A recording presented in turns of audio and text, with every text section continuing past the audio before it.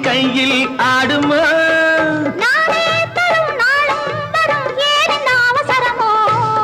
பச்சை கிளி முத்துச்சரம் முல்லை கொடி யாரோ பாவை என்னும் பேரில் வரும் தேவன் மகனி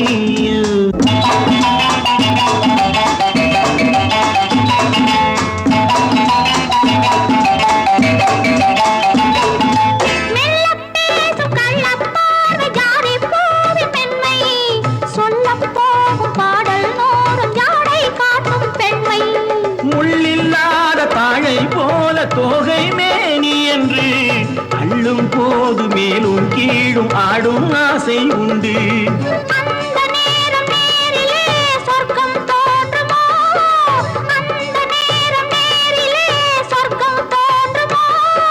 காணாததும் கேளாததும் காதலில் விளங்கிடும்